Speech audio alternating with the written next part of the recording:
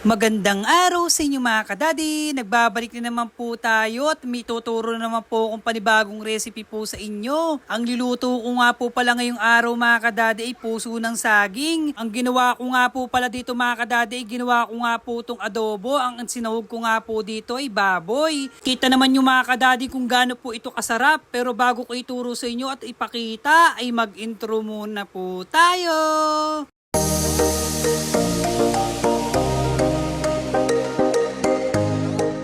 Wag na nga po tayo magpaligoy-ligoy pa. Dito na nga po tayo mga kadadi sa paggigisa. Ang inuuna ko pong ginawa dito mga kadadi, nagyayak lang tayo ng mantika at ilagay ko na nga po itong baboy. Hinalo-halo ko nga po ito mga kadadi hanggang sa mag-golden brown na katulad po ng ganito. At mga kadadi, ang gagawin po natin dito ay gigilid muna natin ang baboy at dito tayo maggigisa na. Ilagay na natin dito ang sibuyas bawang. Pagkahalo nga po ng sibuyas bawang natin ay haluin na po natin kasama po ang pork na ito. Pagka ganito na mga kadadi, ay isunod na po natin itong puso ng saging. Ilagay na nga po natin lahat yan. 2 puso ng saging nga po ang gamit ko rito. At syempre mga kadadi, hindi na tayo gagamit ng tubig dito. Syempre ang pampapakulo na natin ay ang huling piga ng ating coconut milk. At pagkatapos nga po natin paglagay ng ating coconut milk, ilagay na po natin itong 1 cup ng suka, 1 cup ng ating toyo. At saka po natin ito haluin para po masipsip ng ating puso ng saging ang ating mga lilagay tulad ng suka at toyo. At ito mga kadadi, pag kumulo na, itaktakan po natin ito ng paminta. At syempre, optional lang po ang paglalagay ng sili kung gusto po nyo. Kasi po ako po kasi mga kadadi at ang aking misis ay gusto po ng may sili. At syempre mga kadadi, sa paghahalo rin po ay may konting pag-iingat para po hindi po masyadong malusak ang puso ng saging natin. Pagka ganito na mga kadadi ay okay na po yan. Sobrang dali nga lang pong lutuin ito mga kadadi at sobrang sarap pa nga po.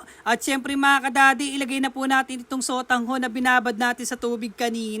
At pagka ganyan na mga kadadi ay halu-haluin na po natin yan. At para maluto na rin po ang sotanghon natin. At syempre mga kadadi, pagkulungan na ito ay huli na po natin ilalagay ang unang piga ng ating coconut milk. Napakasarap na nga po niyan at napakalilamnam na nga po. Dito nga mga kadadi, inihintay ko na nga lang pong tumuyo ang ating mga lilagay na mga ingredients tulad ng suka, toyo at coconut milk. Masarap po kasi ito mga kadadi pagka tuyo. Subukan nyo po ito mga kadadi, siguradong mapapawaw po kayo sa sarap. Kaya mga kadadi, ihingi na nga rin po ako ng favor sa inyo. Comment yes naman po kung nagustuhan nyo ang video ito. Comment below naman po kung tagasang kayo para nalalaman namin kung saan umabot ang video ito. At pakipollow naman po ang ating account para po sa mga susunod na upload natin ay ma-update kayo. At napakasarap na nga na ito mga kadadi. Di ba po mga kadadi, sobrang dali nga lang pong lutuin at napakasarap nga po nito. At syempre kain na naman po at makakataob na naman po tayo ng kaldero nito. At syempre mga kadadi, lagi po tayo magpasalamat sa Diyos dahil po siya ang nagbibigay ng kalakasan at blessing sa atin sa araw-araw. Rin na po si Daddy Mike Kitchen. Hanggang dito na lang po na lagi nagsasabing mas piliin nyo pong laging masaya. Bye-bye po!